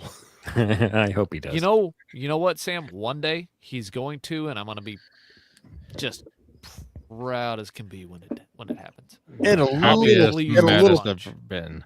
and a little The- pissed off. The day he outruns me, the day he outshoots me, the day he shoots a bigger deer than me, Well, that's not I'm- hard. I'm just gonna be so happy. We've established the deer Fuck it. part. Oh Time no, to no, get no, fat. sir. That torch is passed to somebody else.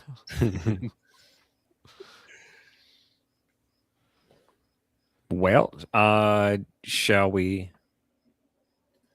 do the warheads? About 4 heads on 4 heads. 10 seconds, the mic on sauce on the count of 3. 1, 2, 3. I remember singing this a couple hours 10 ago. seconds, the mic on sauce. 1, 2, 3. Drop 4 heads on 4 heads on the count of 3. All right, I think I waited long Hey, enough this You time. did it right this time. Shocking, I know. Tonight's story comes to us from Cowboy State Daily. We love them. Yeah, they Guy- do the real work for us. Yeah, right. All I have to do is Google. So this is a story comes from Alaska. This guy, Tice Erickson, was hunting on Kodiak Island, which Alaska only allows about 4 tags a year. So he and his buddy got 2 of those tags, which was pretty cool. So they're out there. Nice. Tice, we'll call him Erickson, whatever. Erickson, you can hunt either rifle or bow on Kodiak Island because it doesn't really matter. There's 4 of you out there. You're gonna Um, die anyway. Right. Exactly. That's what they're hoping. So Interesting Erickson thing. decided he Can I wanted to. interrupt? Yes, Can I of interrupt course. for just a second. You always Like, do. well, at least I'm known for something. A lot of the areas in Alaska, not only do they not have daylight restrictions, but they also don't have caliber restrictions on a lot of things. Well, the daylight restrictions make sense because a lot of times, like during the summer in Alaska, in certain places, the more north you go, it never actually stops being daylight. So, like, yeah, you can't have last light if the light never goes away. Well, like 22 long rifle lady. Oh, yeah, I see what you're saying, though. Well, bruh, more power to you. If you want to go kill a grizz with a 22, have at it. Anyway, And do it by hiding in a crevice and waiting till it walks past. Take pictures. GoPro it. Here's a spear. Have fun. So that's Anyway. not what Tice Erickson did. He was out there. He wanted to bow hunt the grizzly. I don't know why, but apparently he has some cojones on him, and he decided to bow hunt this thing. Being a smart guy, he went out with more than the bow and carried a Smith & Wesson 2.0 chambered in 10 millimeter, 15 rounds in the mag. Great gun, great use for that gun. No notes.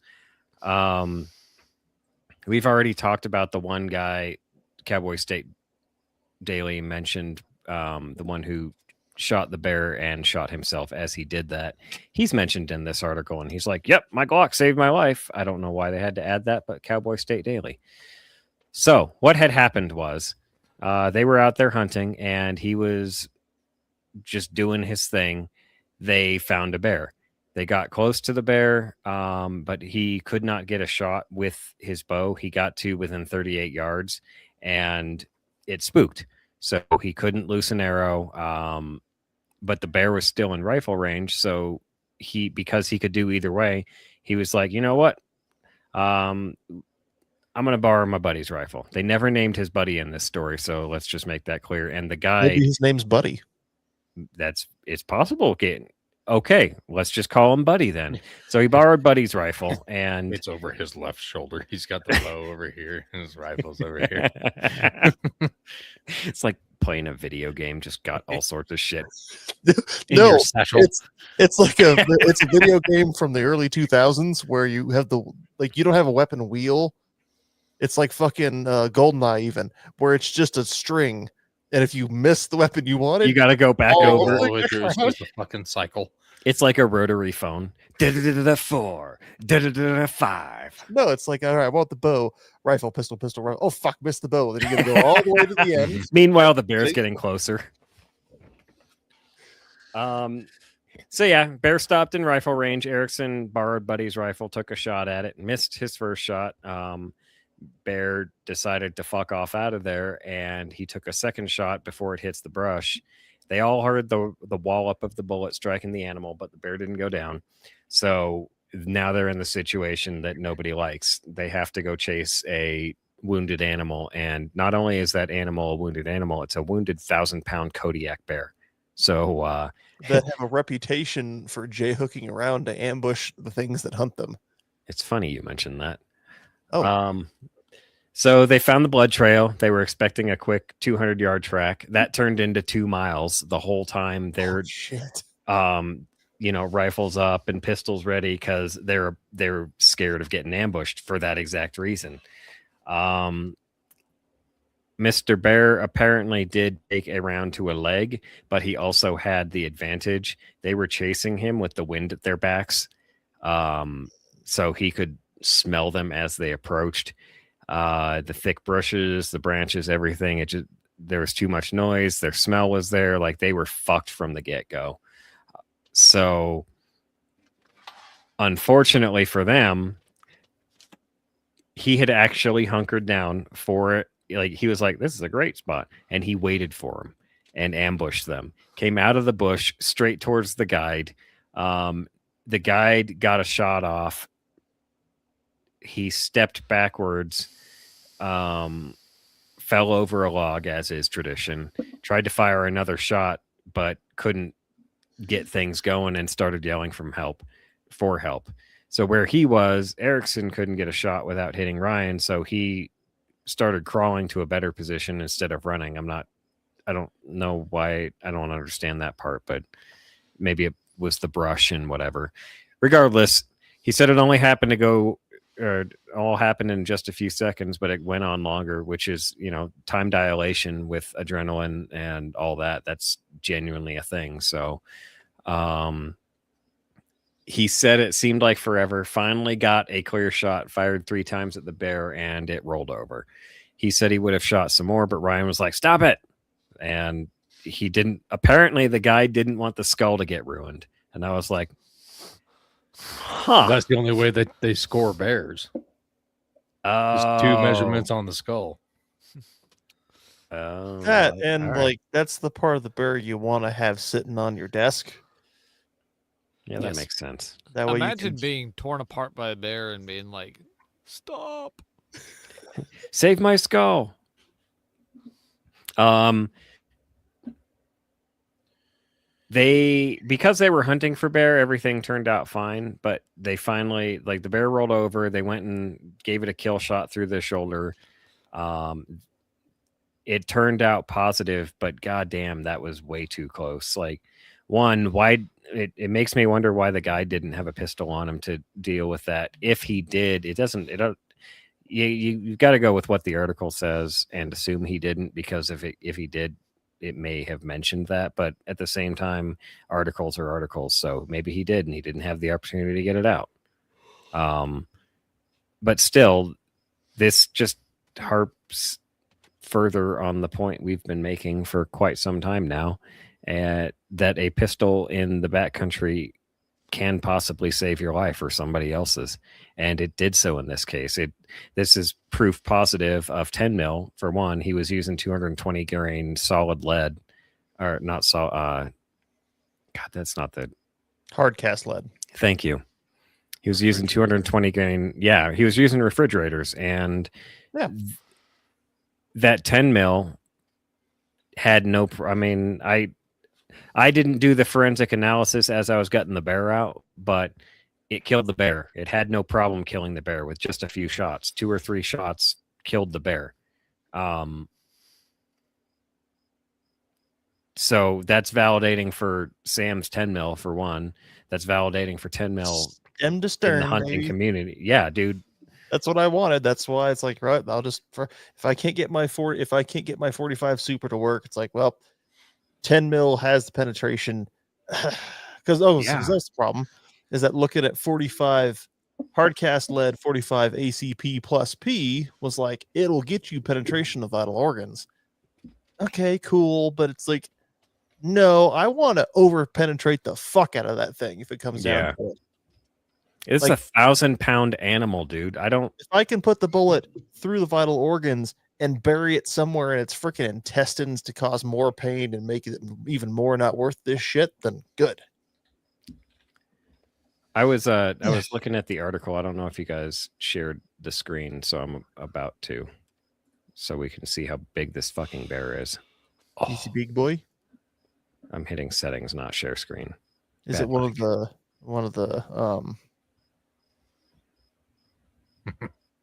one of the Bernstein bears? Is it a Berenstain bear? Bernstein, not Baron. Actually, it's not even Bernstein. It's like Bernstein. It's a Barnstein. Bernstein. That was a big old And bar. I hate forced. I hate forced Perspective. Yep. Yeah. It just like, Okay. oh, I'm a little tiny person. Let's all make sitting a on pact. giant bear." Wait. Go Here down. we to go. the picture- Go down to the picture of the bear. Let's all make a pact right now. If we ever kill grizzlies, we take a picture straddling their heads. All right. I'm in. Yeah, sure. Yeah. Great. Basically, Or we lay underneath them. like we're gonna teabag. Wait, the hold bears on, for a hold on. official Picture.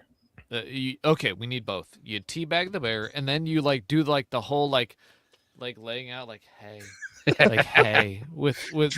But Draw the me like bear's one of head is draped over your midsection. Draw me like one of your French girls. What if you Or pick up his Yeah, the paw French and girl. just roll underneath and be Little Spoon and take the picture as Little Spoon. Gross, Janice. Water right in my butthole. He said little spoon. little bear spoon. And when Cowboy State Daily calls one, hey, can you get us a picture? That's the one we send. He's the little spoon. And look right here, like you could pick his arm up right here, and you this would be a great Little Spoon photo. But that picture shows so much better the actual size of the It bear. really does. Yeah, forced and- perspective pictures suck. We should normalize spooning pics. With every you gonna spoon with the elk, spoon with the deer. My my accidental forced perspective picture of my buck made it look smaller than it actually was. It- It had I didn't even mean to do it. It was just like I have my phone propped up on my rifle, which is leaning on my bipod, and I'm like, picture. See, this picture of the bear and the guy does perfect justice for the size of the bear. Yeah. Like you really don't need to go doing the forced perspective nonsense. Like in this picture, you look at the bear and the guy is like standing right next to it, his hands on the back of the bear, and the bear's head is the size of the guy's torso. yeah. Like you don't have to make stuff up. Mhm. Like let the trophy speak for itself. I agree. Yep. This is a much better photo than the other one. Spooning would be better. And this is a much better spooning position photo as well. Because then you Oh, could well, just like, yeah, he can just like crawl up right underneath there. exactly. or Sam's idea of French girl, and you just lay across the back. Just No, put your arms like, up here. Then put this other arm up here by your face. Perfect. Or you could even like scoot this arm up this way a little bit and scoot yourself right down in here and make yourself a little arm bear. Mm. You could arm bear quarterback. hey, Mike. It might take some work in a winch, but you sit the bear up and then you put his arm over your shoulder. You hug. Hi, just buddies. At that point, at that point, the guy just leaves you there to die. Dude, that arm's so big it might need a winch to pick it up, just so you can do the little spoon. At what point, this would be a question for Fish Squeezer. At what point does taking your animal to do multiple poses count as like Desecrating abuse a of corpse. wildlife or something? Can you Well, imagine soft can't be mounting wild. that bear? Just a giant fucking pillow. Oh, that'd be fantastic. Sam, it can't be wildlife if it's dead. I mean, Actually- there's a point where they're going to create a law about this too. Like you cannot do more than 3 poses with your animal. Dave, I Mhm. think that's the only acceptable way for a man to have a beanbag chair. It's a bear. Like This is my beanbag beanbag chair. is made out of a grizzly bear's ass. Oh no! Beanbag bear chair. I just thought of nope. There's one acceptable forced perspective photo that I will accept. Mike, scroll down. Scrolling down. That guy. You just gotta take that picture, but you gotta put one hand on each hip and Bear fucker. Oh yeah. that's the all right, I'll accept that forced perspective from now on. All right. Head canon not accepted. Hey, Mike. Since Yar. you're all into Henry now, did you know that Yeah. Henry makes not only a mare's leg, but a bear's leg? No shit. Mm-hmm. Wait, I've never heard of a bear's leg Alright. before. Yeah, please show me the bear's leg. I will stop sharing immediately for this. Is it a mare's leg with a stock? No. Oh, It's called a bear's leg. But it comes with 4570. Oh, And it's got a rail. Oh, okay. I'm into it, except for the plastic furniture. That's fair. Make that thing a little bit more Old West, and I'm. okay, so the buttstock is made to be replaced, and then you suppress it, Mhm. and No, you don't suppress it. It just needs it's to be loud. threaded. It needs to It's be loud. threaded. It needs It's to be loud. threaded. Yeah, you don't put Okay. loudners on things. That's You it. can, but you don't. That's it. I'm getting my fucking 4570 out. We're gonna saw. I'm gonna get a hacksaw, and we're not gonna Desk pop. suppress it. Desk pop. Just Go ahead. Do it. That's pretty. I mean, I agree with Sam that the plastic. Yeah, the plastic is shit. And I mean, yeah. they're not as far off as I thought they'd be. From Henry, they're $1,100. From Henry, I'd expect more like 16, so that's not bad. Yeah, Yeah, it's not. Of course, it's half of a Henry, so maybe that's where they're getting the price down. It's like 10. could be. At least when they reduce the size, it doesn't double the price. True. I hate when they do that. Half the gun, twice the price. Why? Well, that's It's economy of scale thing, Yeah. realistically, but Yeah, I- that's I'm still entirely tickled that it only took Henry, 150 some odd years to get around to King's old patent for the loading gate. mhm. Yeah. Love that. Well, that's pretty cool. Mhm. I don't know what the hell I'd do with it, but it's pretty cool. Yeah, I'd have it in a holster, like one of those race gun Dude. ones. Fuck yeah. The ones that where you just like it just attaches and it's barely a holster. It's got like a little tit that goes in the Yeah. barrel, and then it just clamps onto like the fucking lever. You grab it and you fucking rack one. 160 years, my bad. Oh no, they did come out with them 10. Holy shit, I was about spot on. I don't know when Henry started putting loading gates on their guns, but it would have been about 150 years. Ooh. Anyway, Why are you like this? well, because the guy who held the patent for the loading gate on the side, his last name was King, so it's called a King's Gate, Mm. and it was 1860s. Turns out it's 1866. Because yeah, it's on the model because it came out on the model 1866 Winchester. Because Damn. Winchester licensed the patent. And it Yeah. only took Henry 150 odd years to be like, hey, maybe this is a good idea. That is some history. Well, Henry Smith and Wesson all started out in the same little bundle with the volcanic pistol and then the volcanic rifle, which were rocket balls, so it was caseless ammunition. And then from there, Henry split off, and then Winchester was involved in there too. And then for the 1860 Henry is the rifle you load on Sunday and shoot all week.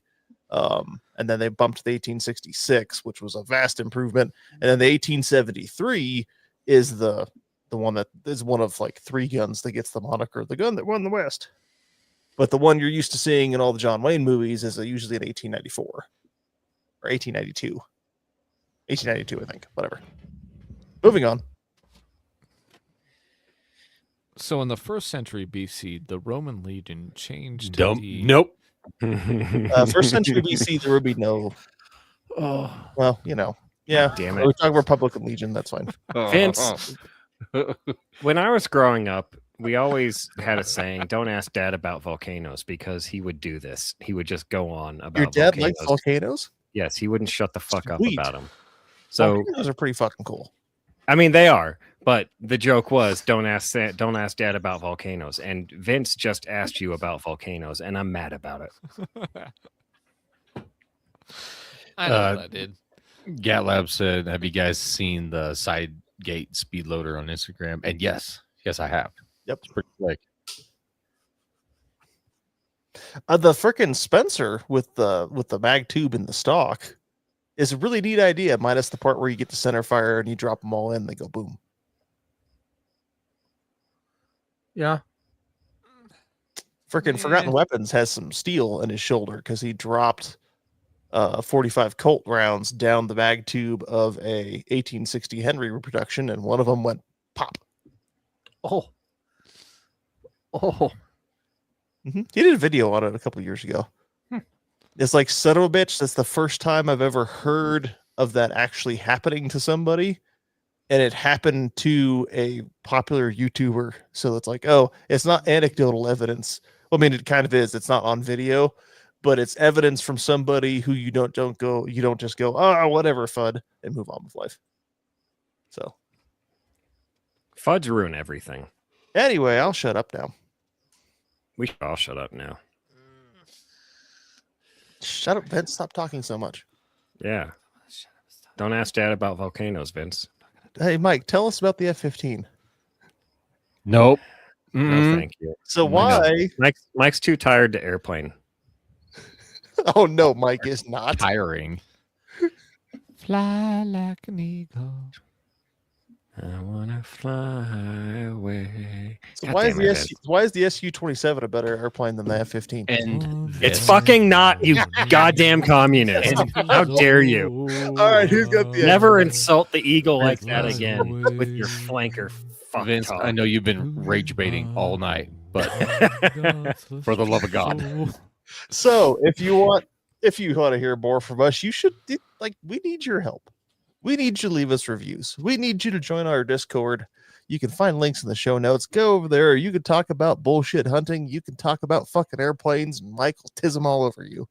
You get to see some behind the scenes stuff too. A little bit. But mostly talk about airplanes so Mike can tiz them all over you. And if you leave us a review, and I mean, you can email contact@lghpodcast.com or join the Discord in the show notes and just tell us you left a review there. We'll read it on the show. We won't make too much fun of you, and I will send you stickers. Vince. But until then, support the sport and take a buddy hunting. If you like that buddy, tell him about our show. If you don't like that buddy, force perspective his bear. But from the other end.